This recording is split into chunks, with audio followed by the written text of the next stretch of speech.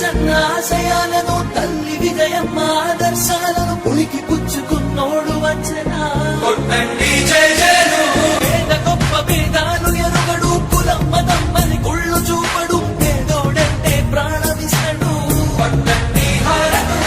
యువరత్నము నాయకత్వం కదిలినదిగో మన యువ కిరణం అడుగడుగున అదే లక్ష్యం ఇది వైఎస్వారి రక్తం మాట ఇస్తే తప్పని నైజం అడిమనెప్పుడు తిప్పని రోషం వేసే ప్రతి అడుగుల ఉంటని మహానేత నాయకత్వం జయ జయ